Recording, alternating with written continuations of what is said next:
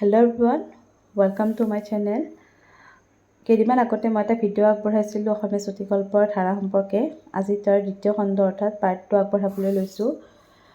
ভিডিঅ'টোৰ আৰম্ভণিতে আপোনালোকক দুটামান কথা কৈ লওঁ যে আপোনালোকে চুটিগল্পৰ ধাৰাৰ ওপৰত যদি পৰীক্ষাত লিখিব খোজে 10 নম্বৰৰ প্ৰশ্ন উত্তৰ এনেধৰণে লিখিব পাৰে, বা আপোনালোকে যদি ইয়াত নতুনকৈ আৰু কিবা এড কৰিব বিচাৰে তেতিয়াও কৰিব পাৰে। আৰু আপোনালোকৰ সুবিধাৰ্থে মই এটা কথা কওঁ যে মই ইয়াত উল্লেখ কৰি দিছোঁ প্ৰতিটো যুগৰ প্ৰতিজন গল্পকাৰৰ মানে বিশিষ্ট গল্পকাৰসকলৰ নাম আৰু তেওঁলোকৰ বিশিষ্ট কেইটিমান গল্প। আপোনালোকে পাৰিলে সেই গল্পকেইটা পঢ়ি চাব, কাৰণ তেতিয়া আপোনালোকে গম পাব যে এজন গল্পকাৰৰ পৰা আনজন গল্পকাৰ কি ধৰণে পৃথক বা তেওঁলোকৰ বিষয়বস্তুবিলাকৰ মাজত কি ধৰণৰ পাৰ্থক্য আছে। তেনেকৈ আপোনালোকে নিজে পঢ়ি লিখিলে আপোনালোকৰ পৰীক্ষাত তেতিয়া উত্তৰ লিখিবলৈ সুবিধা হ'ব। আহিছোঁ আজিৰ ভিডিঅ'লৈ। অসমীয়া চুটিগল্পৰ দ্বিতীয় ধাৰা আৰম্ভ হৈছে আবাহন কাকতৰ পাতত। আবাহন কাকত প্ৰকাশ পাইছিল 1929 চনত। আপোনালোকে প্ৰতিখন শ্লাইডৰ একোটা স্ক্ৰীনশ্বট লৈ ল'ব, তেতিয়া আপোনালোকৰ উত্তৰবিলাক পঢ়িবলৈ সুবিধা হ'ব। আবাহন কাকতৰ সম্পাদক আছিল দীননাথ শৰ্মা, আৰু এই কাকতৰ জৰিয়তে অসমীয়া চুটিগল্পই বিভিন্ন নতুন চিন্তাৰ বিস্তাৰ লাভ কৰিছিল। আবাহন যুগৰ প্ৰথম বছৰৰ প্ৰথম সংখ্যাত প্ৰকাশিত নগেন্দ্ৰ নাৰায়ণ চৌধুৰীৰ গল্প পহাৰীত সমকালীন সমাজৰ কিছুমান জমিদাৰ শ্ৰেণীৰ শেষ হ'বলৈ ধৰা ফোপোলা অহংকাৰ, জনজাতীয় লোকসকলৰ সৰলতা, কুসংস্কাৰৰ বলি হোৱা নাৰীৰ জীৱন আদিৰ প্ৰকাশ ঘটিছে। আবাহন যুগৰ আন এগৰাকী বিশিষ্ট গল্পকাৰ হৈছে লক্ষ্মীনাথ ফুকন। মেধি, টাইপিষ্টৰ জীৱন, এই গল্পসমূহৰ মাজেৰে যি অৱদান লক্ষ্মীনাথ ফুকনদেৱে আগবঢ়াইছে, সেয়ে তেখেতৰ গল্পসমূহ সুখপাঠ্য হৈছে। আৰু সুখপাঠ্য হোৱাৰ অন্যতম কাৰণ হৈছে ভাষাৰ কোমলতা আৰু নিভাঁজ গ্ৰাম্য ভাষাৰ প্ৰয়োগ।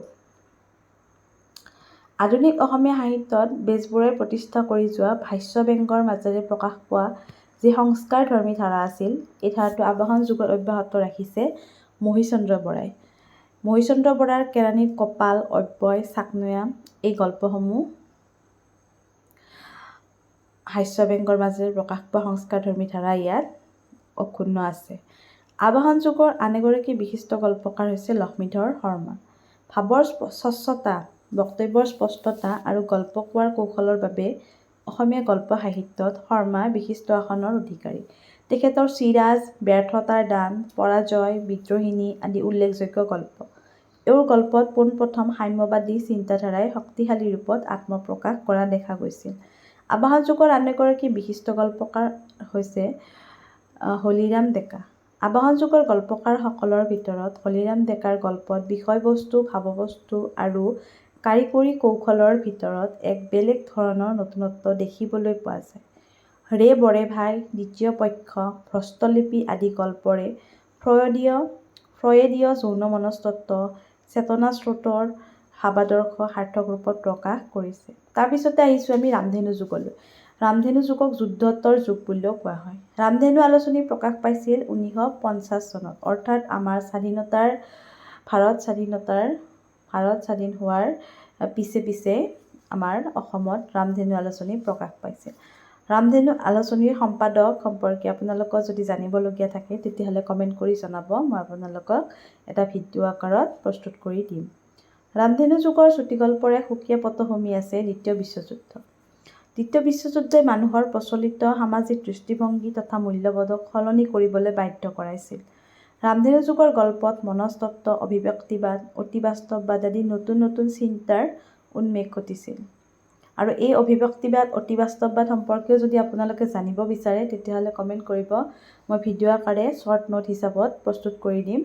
এই যিবিলাক বাদবিলাক আছে এইবিলাকৰ ওপৰতো শ্বৰ্ট কুৱেশ্যন অহা দেখিবলৈ পোৱা যায়। ৰামধেনু যুগৰ উল্লেখযোগ্য গল্পকাৰ হৈছে চৈয়দ আব্দুল মালিক। তেখেতৰ তিনিচকীয়া গাড়ী, যীশুখ্ৰীষ্টৰ ছবি, কাঠফুলা, বিভৎস বেদনা এই গল্পবিলাক আপোনালোকে অধ্যয়ন কৰিলে বুজিব পাৰিব যে ৰামধেনু যুগৰ গল্পৰ বিশেষত্বসমূহ কেনেধৰণৰ। ৰামধেনু যুগৰ আন এজন উল্লেখযোগ্য গল্পকাৰ হৈছে বীৰেন্দ্ৰ কুমাৰ ভট্টাচাৰ্য।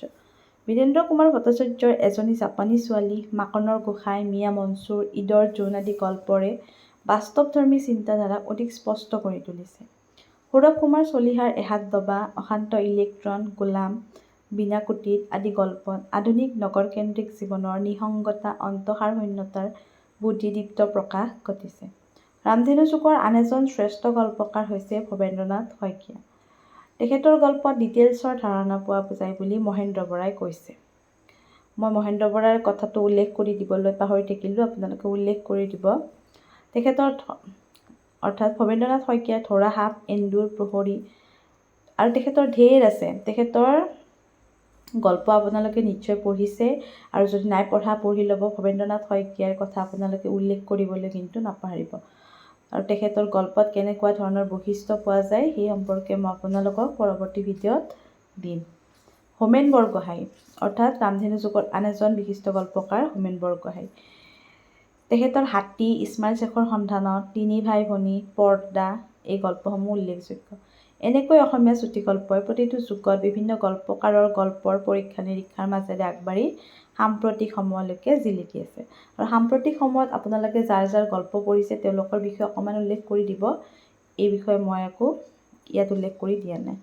এনেকৈ আমাৰ চুটিগল্পৰ ধাৰাটো জোনাকী যুগৰ পৰা বিভিন্ন যুগৰ মাজেৰে আগবাঢ়ি আহি এনেকৈ সাম্প্ৰতিক সময়লৈকে জিলিকি আছে। ধন্যবাদ।